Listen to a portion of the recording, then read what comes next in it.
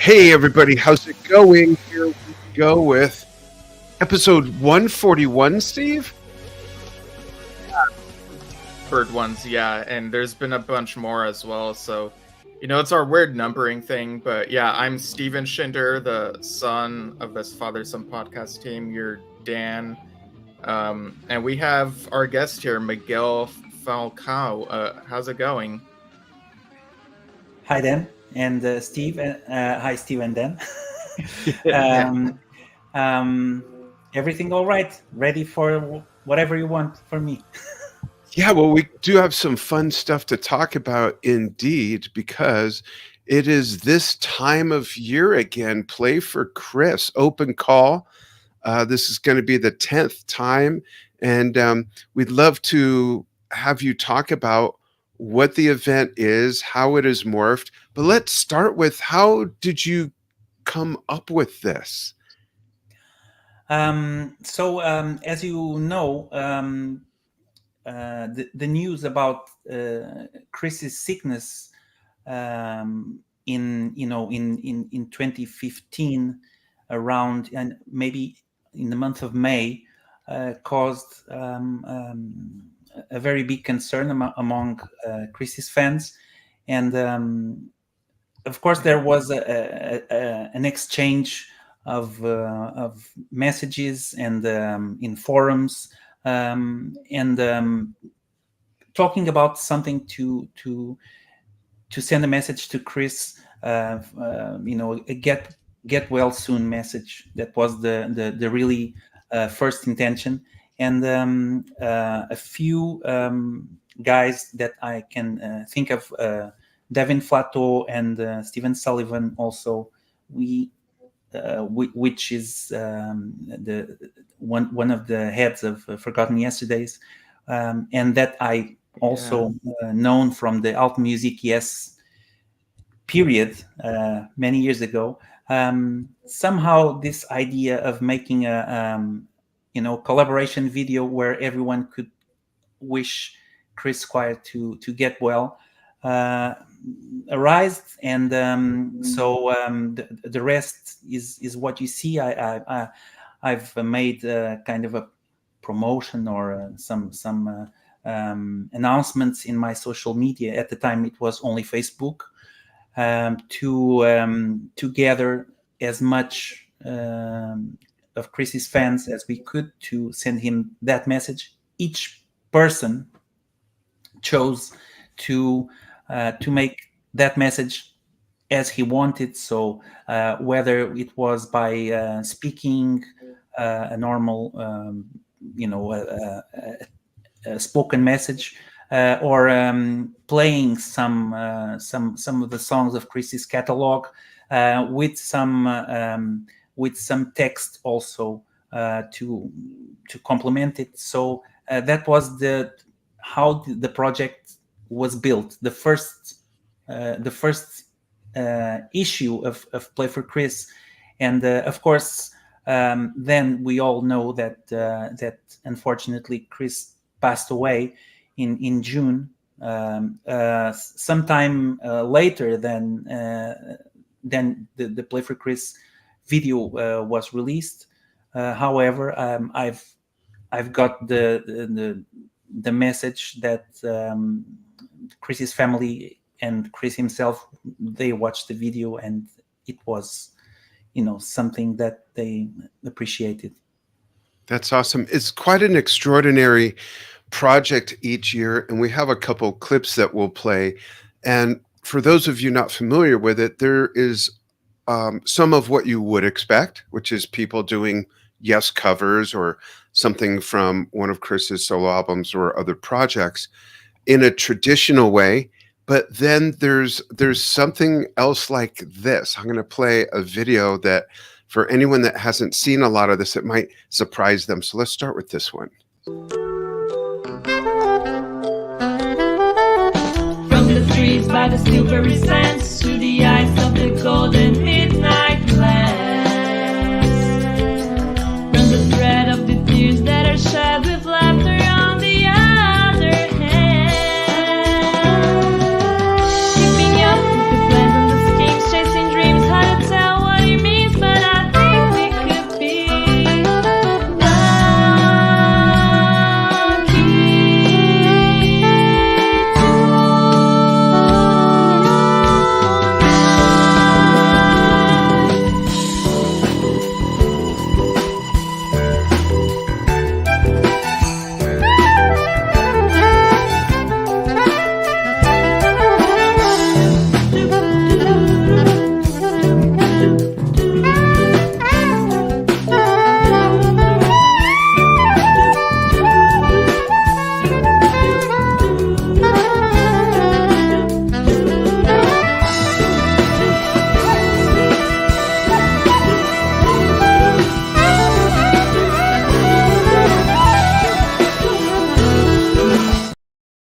beautiful. Wow. And Yeah, you lucky know, 7. Yeah. yeah, that makes me want to play the next one because while people will watch that who are unfamiliar with how some of these pieces have gone and are thinking, wow, that's diverse. Wait till you see this next one. There's just so many wonderful performances. I want to play this next one right away. I just need to skip to the right few sets of buttons to get to where it is. Check this out.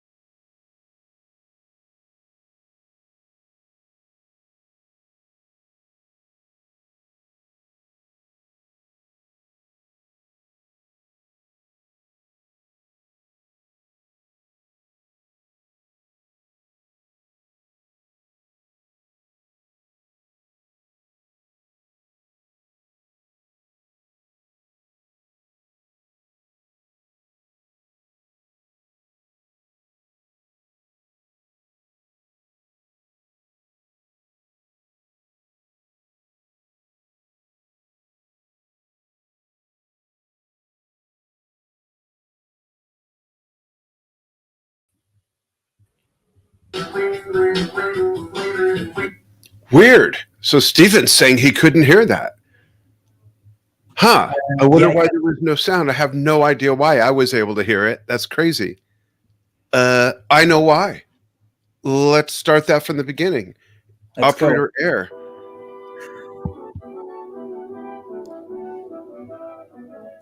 Evan.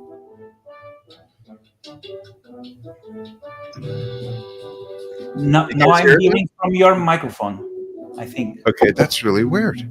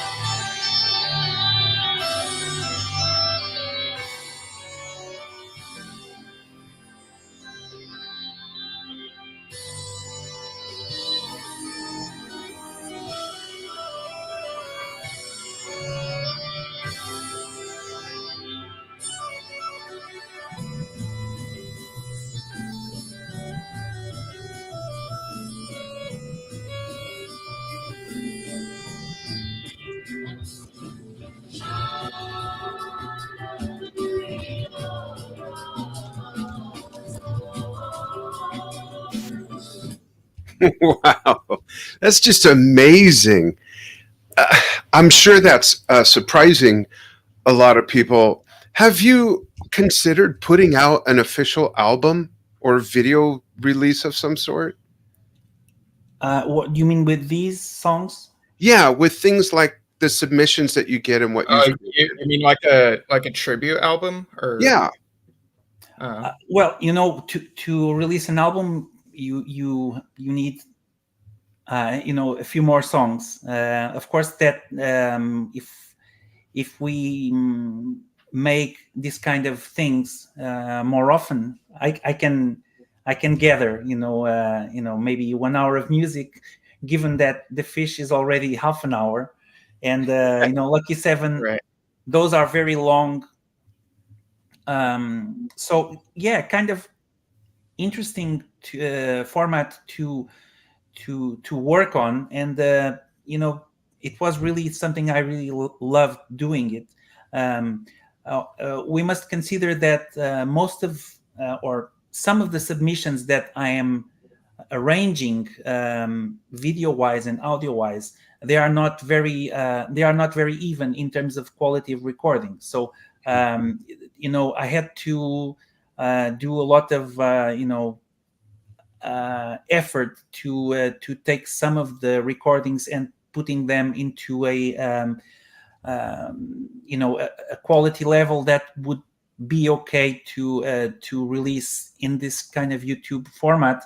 Right. I'm not sure that it would be in a very high standard for the today's levels of audio quality, but in any case, there I think also that's not the most important thing here. There's quite a bit of interesting playing by all participants that anyway is worth listening to, even if the production is not like a regular music production, but also that's what makes it kind of interesting, because it's very homemade in various places with many different types of technological resources. Yeah. Yeah, And I many I other think what instruments, too. yeah, Go I ahead. think what makes this work really well as an online video tribute project is you get to showcase each of the different participants and like have them like side by side in the multiple screens. And like you said, with some of these videos where you'll have like a much longer version of these Chris centric songs, like Yeah. it's very limitless. You're not bound by a format, so it can be as long or short as you need it to be. So I really like the way that you've edited these Play for Chris videos over the years. Yeah, it's kind of was also thank you. It's a really kind of improvised kind of arrangement, because I have so many ingredients. I have to start somewhere, and then I start getting ideas at the same time that I'm making it. So I'm navigating by sight. I don't have the full plan. I don't know how it will end. I'm figuring out the what is the logic according to how I go, how I feel.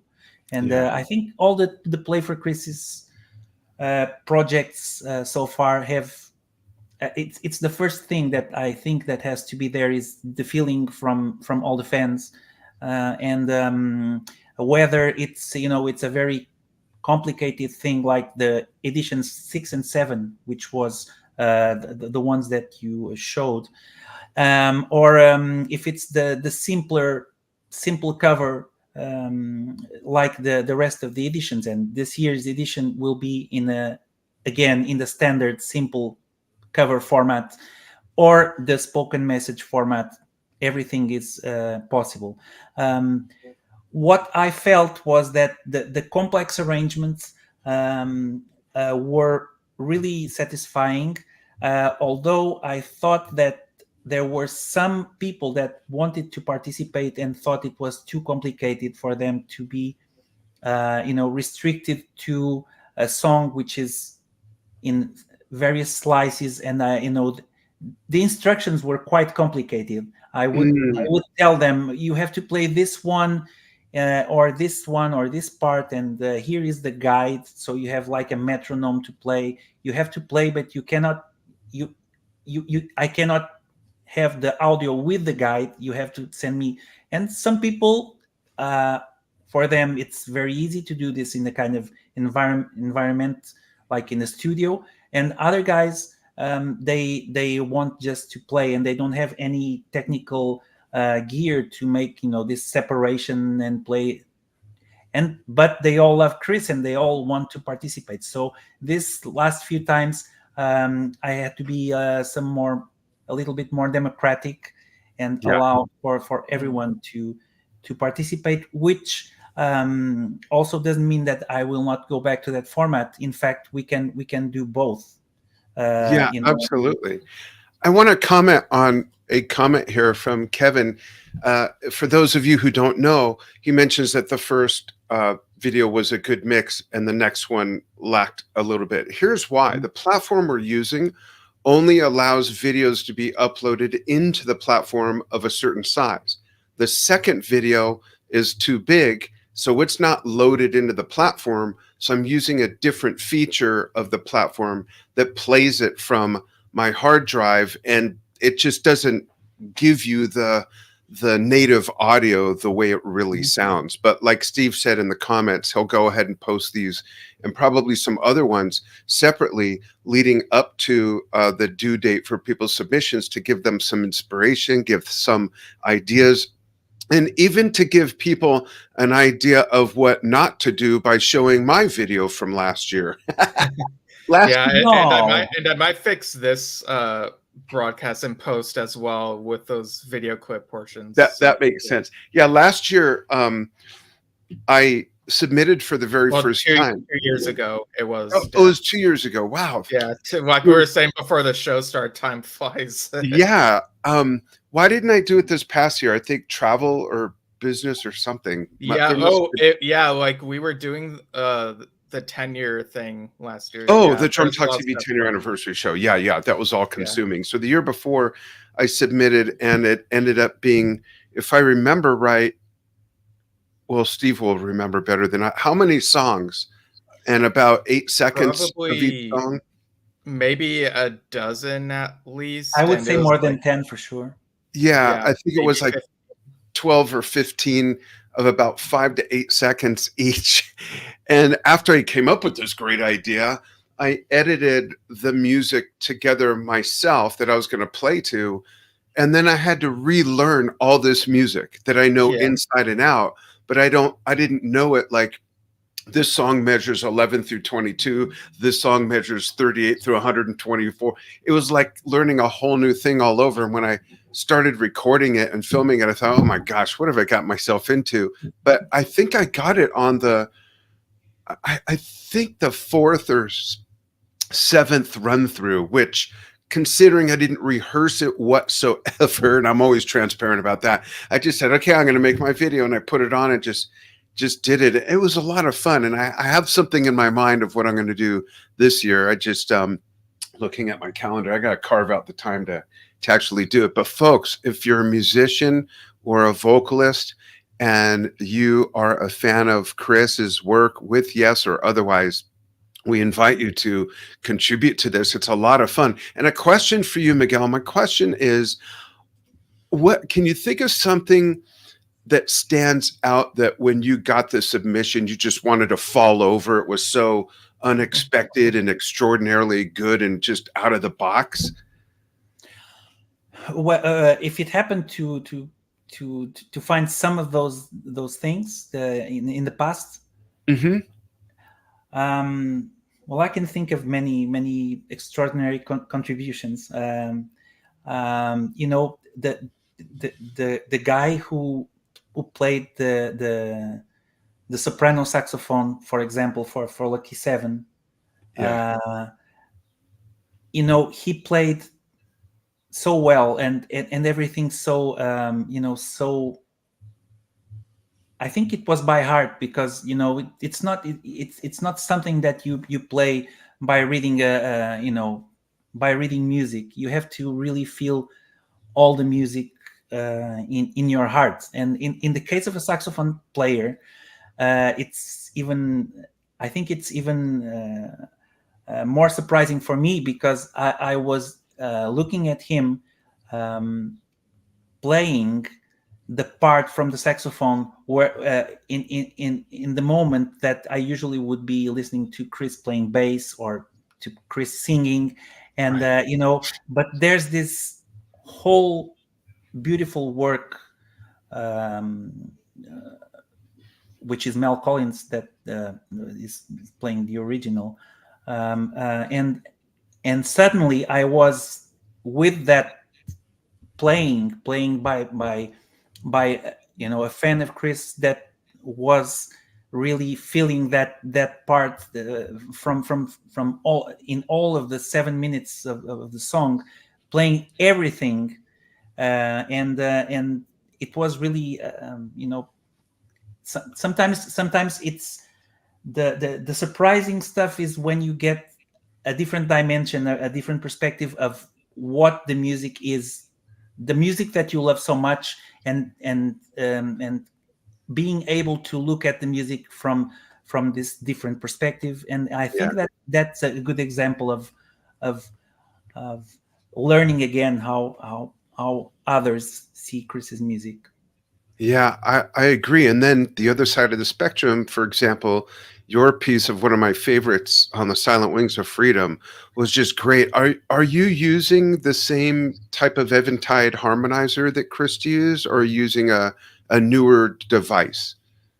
To speak about the effect on Silent Wings of Freedom, there are two parts of effects. One of them is the Eventide Mhm.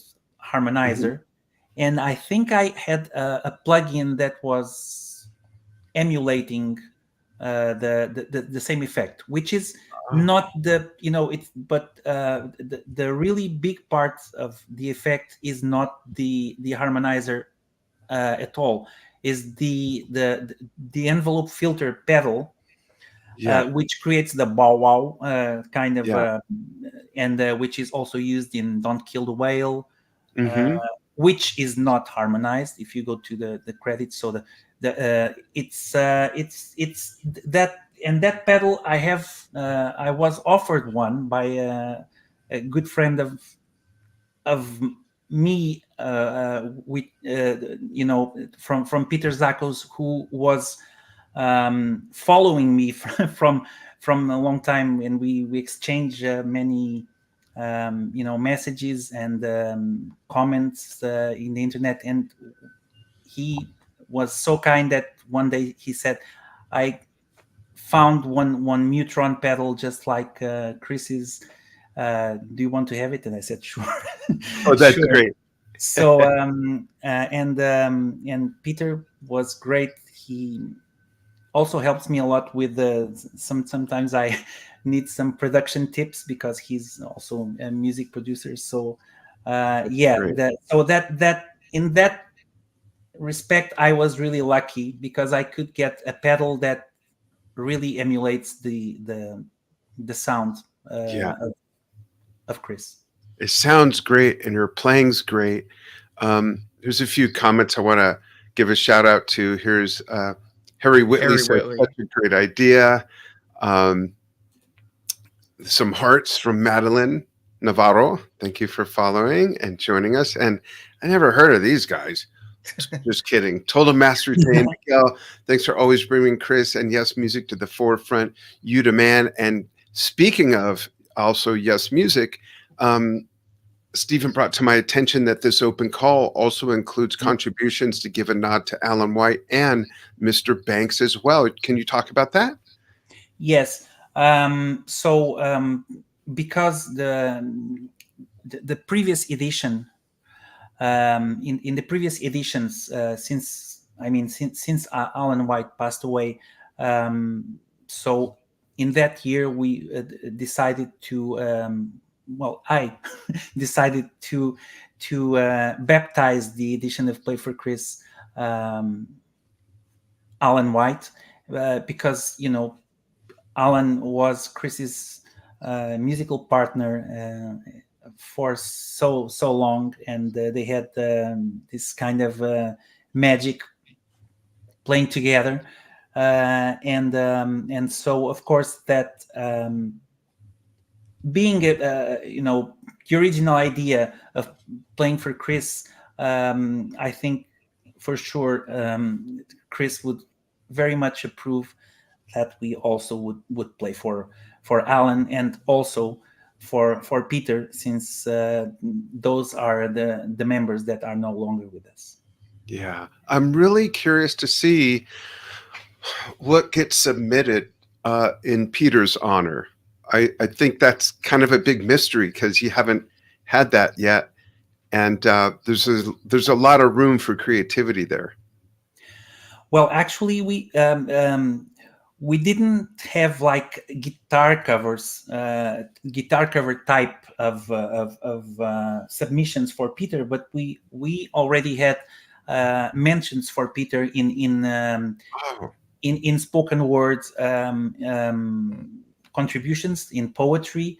It was like a kind of all together Chris and Peter and Alan dedication at the beginning of last year's edition. But yeah, we still don't have one with just specifically like a guitar contribution, although we have several songs from the Peter Banks era that were also submitted with the thought of perhaps also joining Peter's memory to Chris's. That's great. And it's great that you also include a spoken word option, because not everyone plays an instrument. I don't play an instrument, but I love this music, and so it allows lots of people to express like how much like this music and these people mean to them.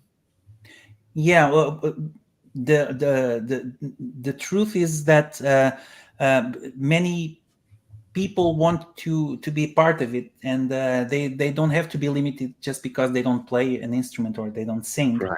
So there are people have something to say, and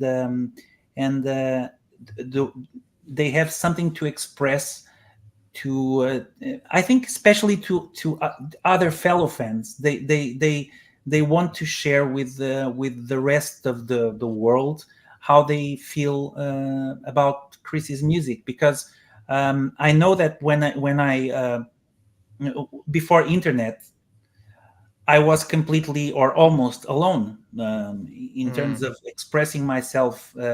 All my friends, they wouldn't care except for one friend, which was the friend that showed me yes. Practically the rest of my acquaintances, they didn't know or they didn't like. Okay, so when I found internet, and then I found suddenly that there's a like a forum for those who like yes, it was my initial reaction was to say, look, I'm here in Portugal, and I also like yes. So I'm sure that all the now fortunately we are much more connected through internet, and so it's normal that all people want to reach out and share their love for something in common, and it doesn't have to be by playing or singing, but also by sharing words, for sharing memories from from when they met Chris or when they saw yes for the first time. Those kind of reunited memories, they are are a way of celebrating Chris's memory, and of course now also expanded to Peter and Alan. So yeah, I think it's great to see people talking about it so passionately.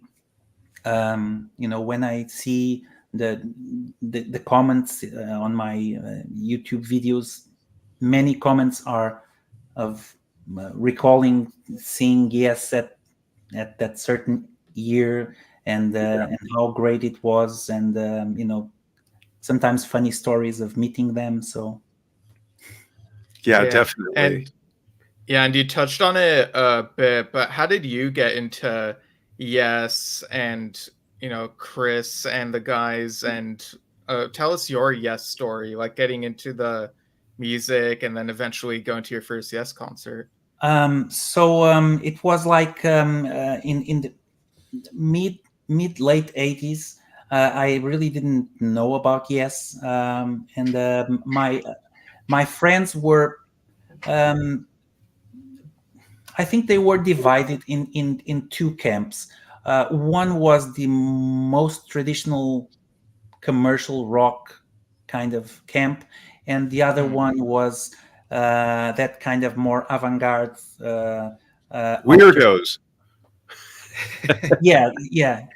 And so I was and me and one of my friends, Pedro, we were the only ones that were in both sides. We were not committed to rejecting anything. So we could like something more for the from the punky side, and also from the more traditional side. But this Pedro friend, he was the one that showed me several times Yes records, and for a long time, I it didn't it didn't make an effect on me.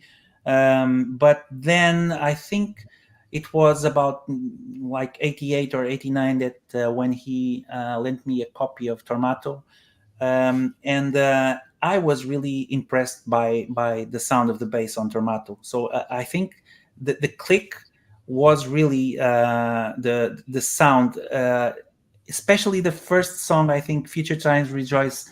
It it's something. It was it had quite an impact because it has that intro, very very I don't know how to call it, but very powerful. And Yeah. the way that the statement of the initial bass note, it's nothing complicated, but it's very affirmative. And then it's like a thread that is left there, and from that thread you can follow the rest of the bass work, because I already have my ears training to follow what the bass is doing. Right. And I think that was the entrance door. And the second step was that my friend, he lent me the 9012 Live video cassettes, which was the only one available at the that period. So then I had the chance of looking at Chris and see how he was. I thought he's playing like a short scale bass, and uh, but then I realized that no, it was not the bass that was short scale. It was he was big. Big guy. Yeah. Yeah, and actually Looks I like a bought, banjo on him. yeah, I went to buy a short scale bass because I thought it was I went that it was that Moravian green bass. It looks so short, and then of course then I found out that it was a regular bass. But Yeah. also that video was quite a big impact for me, to also to know the both sides of Yes, in terms of their 80s sound, and the most traditional, the 70s sound. I knew Honor of Only Heart when I was very small, but I didn't make that link to I like the song, but it was just one song, and Yeah. so I didn't have the rest of the. So it was like that, and then only in '98, when I was already old enough to fly to, in this case, to the UK, to London. I went there, and it was Chris's 50th birthday. Oh, Uh, it was a very special concert, Open Your Eyes tour, and it was like the dream come true, as they say, to watch the band live, playing the Revealing Science of God, especially the Revealing Science of God. Also, I think that was a huge surprise. Yeah, America, I think it was also.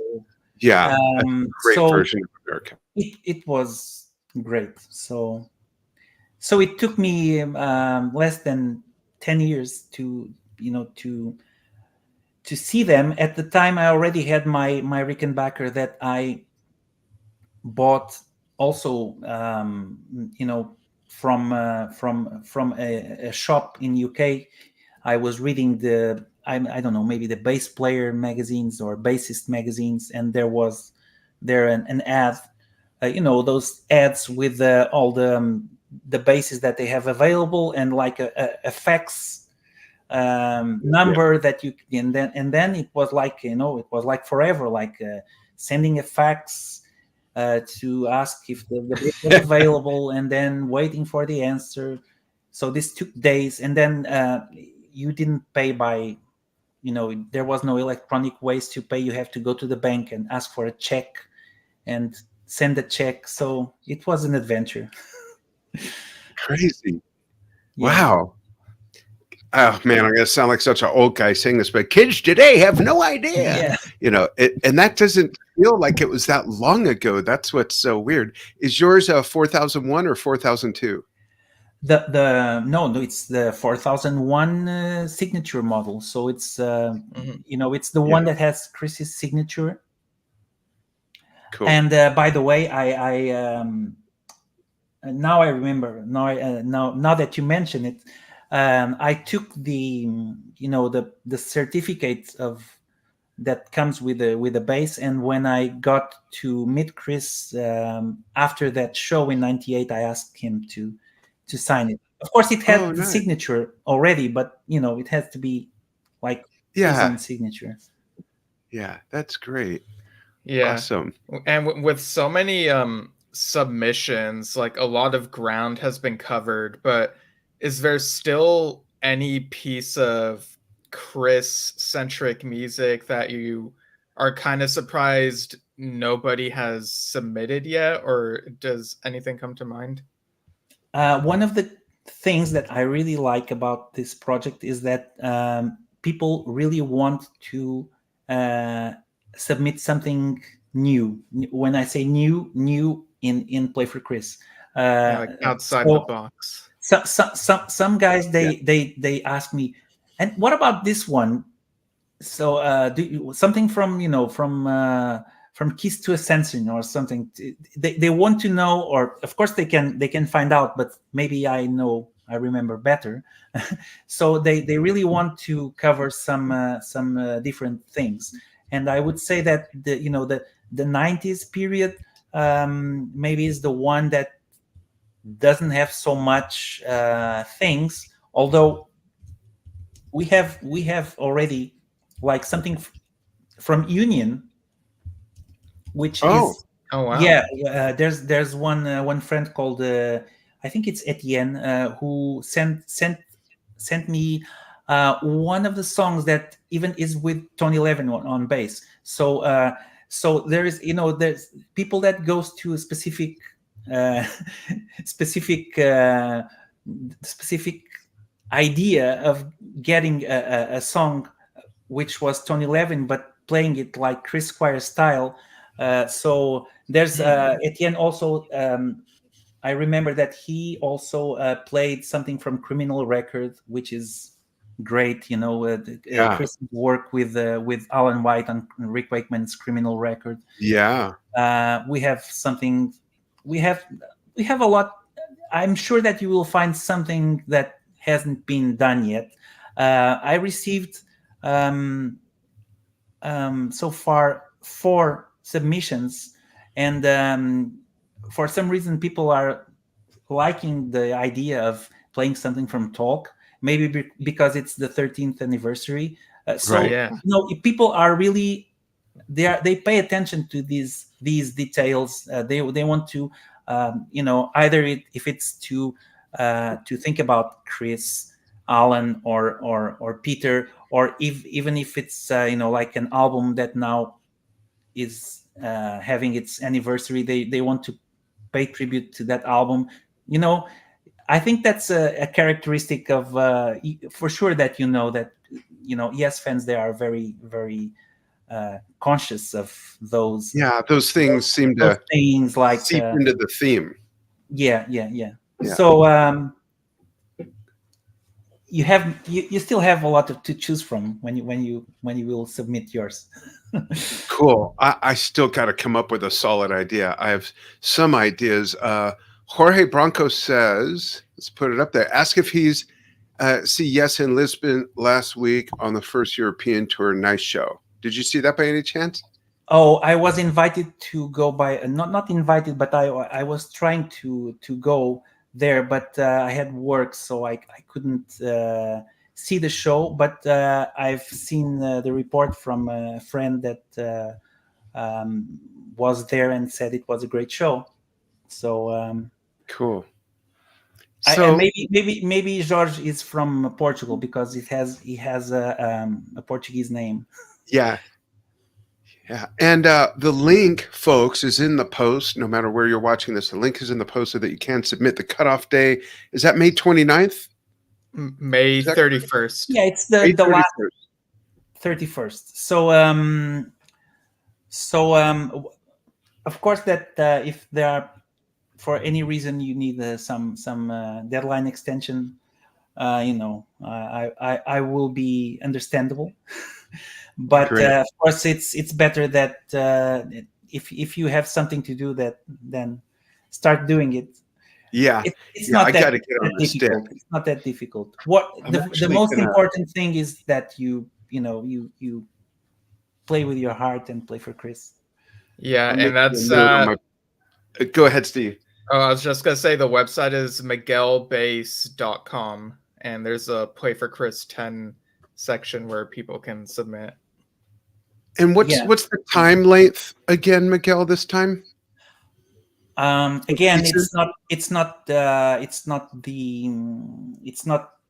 strictly like that, but if it can be around 1 minute, 1 minute and a half. Okay.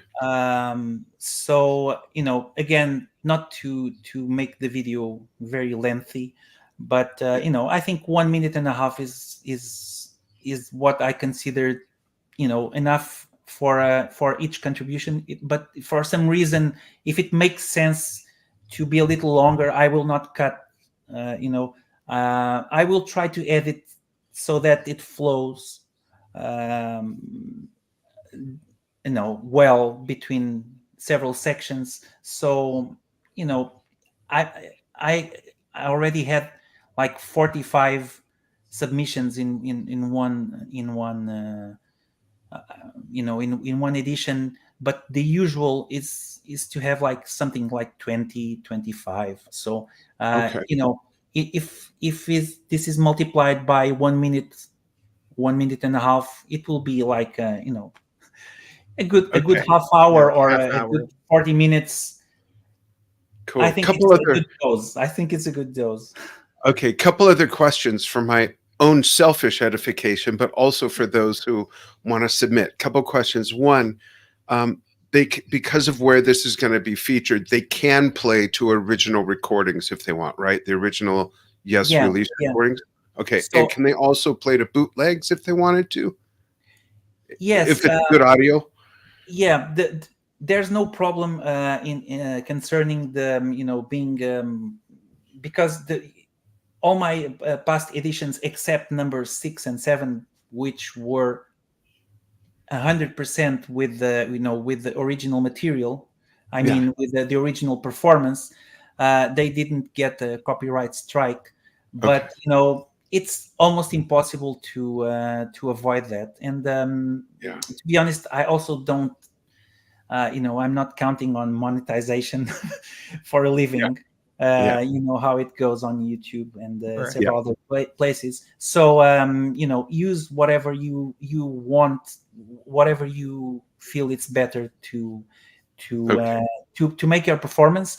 And then, if possible, when you send your contribution, also write a little text about Chris or about Peter or Alan, or something that you want to say in the context of what you are doing, in the context of Play for Chris, and then I will take that text and it will go around, displayed as your contribution is playing. So it's like a compliment for what we are seeing, and to know a little bit more about what drove you to participate. Cool. I'm going to do some math and tell you what I'm going to try to do. So let's see. Minute and a half is 90 seconds divided by. I'm going to see if I can cram 20 excerpts into 90 seconds. But I'm, and it's going to have a theme, but I'm not going to say what the theme is. But I'm pretty sure no one's going to do this. Yeah. So I've got my project in my head. I've got a date and time written down on my calendar to record this. So let's see if I can. Okay, don't worry. If you need an extra 10 seconds, it's no problem. Okay, cool. Awesome. We encourage everybody to jump in on this and nod to Chris, nod to Alan, nod to Peter, and let's see what we come up with. And then do you have a release date for the final product? No. Okay. The original plan would be to release it in the date that Chris passed away, which is the June 27th. Yeah. Sometimes didn't work for me because really because of work commitments. That's why I'm trying to get things ready by May the 31st, so I have some time to edit. Yeah. But however, I cannot promise. I have a video, a cover video for all Chris's birthdays for the March the 4th. But that's something I can control better because it's me who does everything. And I did a playlist just with the videos that I released on Chris's birthday. The first one, my first ever YouTube video was for Chris's birthday also, back in 2008. With this project, I cannot really have control. That I will do everything, and sometimes people ask me for a bit more time because I just want to make my contribution. Please wait a little bit longer. So yeah, I will announce when the date comes. Cool. And cool. One last question. We were kind of started to talk about this before we went live, and Steve, as smartly as he is, jumped in and said, no, let's save it for this show. So my question is, did we already talk about it, or did we? No, I don't think so. What's your question? The favorite album cover. Oh, that. Okay, yeah. We haven't talked about on air. Yeah. Right. So, Miguel, what do you have a album cover that is your standout absolute favorite? Yeah, well, like we were discussing before, if I had to to take the album and the music and the cover, I would pick Tales from Topographic Oceans, because that's really such a powerful combo of symbolism. You have, of course, you have the beauty of the art, and that's, I think, surely one of the most impressive Roger Dean covers. And then you have the constellations, the stars for each of the members, and one fish for each member swimming in the topographic ocean. There's a lot of symbolism of the four sides of the record, and I tend to imagine also what each side means in terms of each element, or each season of the year, or each Mhm. part of the day. There is, and that all is related with all the graphic imagery that we have, not only in the main cover, but in all of the graphical artwork. Right. So I would have to pick Tails as my favorite cover. Although I also tend to have a very, very weak spot for Fragile, because it was released right when I was born, in Oh, wow. November '71. So it's the also the concept of the album also related with having the pieces for the band and the solo pieces. That kind of concept also is really, but again, now I'm not talking about exactly of the cover. So yeah, I would still choose Tails. That's cool. That's mine, in fact, for the same reason, the whole marriage of all the elements of that Yeah. package. Um, I recently, well, over the last year, I've spent time listening to just the remembering by itself over and over and over, kind of Mhm. revisiting that. And for me, it was interesting because I'm sure, like a lot of people, I've always listened to Ritual and the Revealing Science of God, and that's what they played most frequently over the years, et cetera, et cetera. But just listening to the remembering on its own, I've almost found like a whole, not that I lacked appreciation for it, but I found a new appreciation for it, hearing it just as a nice standalone piece that has some nice pieces within it, actually. And I I find that there's many different ways to listen to this album. So that was kind of a new thing that over the course of a year, I probably listened to it over 20 times just by itself. And it's cool. I really dig it. I can understand you. When I was just starting making my cover videos, I decided that I wanted to go and do the remembering. It was the first song from Tales, Mm. and it wasn't necessarily the one that attracted me the most. And I remember that I decided that I wanted to do that, and I was at my grandparents' house at the time. They were still alive, and that's in the seaside. I took my fretless bass, or defretted bass that I defretted, and I spent like a whole month in the summer just listening to the song, and suddenly I was finding all the logic and all the the colors that I thought that I never had the patience Oh, to because uh, it takes time to really contemplate all the beauty of this song. yeah. The It's nuances and all the little details. Yeah. Yeah, yeah, and it was really like the whole summer I was studying that song, because really I really didn't have yet the time and the focus to be just on that song. And if I recall correctly, the song came out in not the song, but my cover was released like only in October, so in after the summer. So I still was working on it, and I was here in this very same studio, where I'm in kind of an attic, and Mhm.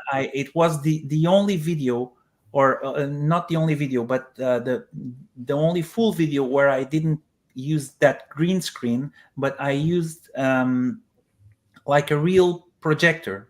Mm. So I was the lights, then the colors, and what I invented for the background, they were projected here in this Oh, wow. white stuff that you see around. Yeah. So you can imagine that this room was very very colored, and it was kind of even more inspiring to be playing that in the middle of, I was recording late at night, like until 5 in the morning, until it got until it wasn't night anymore, and because it was very hot still in October at that time. And it was really really quite an experience. And if you go back to those videos of the remembering, because I had to do 2 videos because YouTube wouldn't accept more than 10 minutes. Oh, uh, you will still I remember those see. days. Yeah. Yeah. So you will that window in the back, I had to put some paper to make like everything white. So mhm. of course you notice some imperfections, but it was really really a nice time. And that song, and the whole process of studying that song and making the video was really something that made me see that it's really a great song and a fantastic bass line. That's great. Well, thank you so much. And folks, there it is. Play for Chris Tana to open call. Your videos are due May 31st. Easy date to remember, John Bonham's birthday. And all the instructions are at the link that's in the post wherever you're seeing this video. And if you see this video before the 9th, at 9 a.m. on the 9th, we welcome Trevor Rabin to talk about talk, which was mentioned in this interview with Miguel. If you're seeing this after the 9th, then it's already published and it's up wherever you're seeing this. But Miguel, thank you not only for joining Stephen and I, but for carrying the torch of this project for so many years now. It's really cool stuff to see what people come up with. We carry it together, Dan Absolutely. and Steve, and that makes sense because we are together doing the same. To this Play for Chris project is made by the fans, and I'm not sounding like a politician, but it's by the fans and for the fans. So it will make sense, and it makes sense because I feel that people understand it, and fortunately that Chris has the best fans in the world, and deserves everything. Absolutely. Thank you so much for taking time to join us. Hang on the line after we say goodbye. Stephen, people can actually write us or something like that, if I remember right. Yeah, they can email us via yesshiftpodcast@gmail.com, feedback, suggestions, and what have you. And they can follow us at Yesshift on Facebook and YouTube and on various podcast apps. Just type Yesshift, you'll probably find us. So, yeah, thanks for tuning in, everyone. Yep. And stay tuned for Thanks, more guys. fun. We will see you all soon. Thanks, everybody.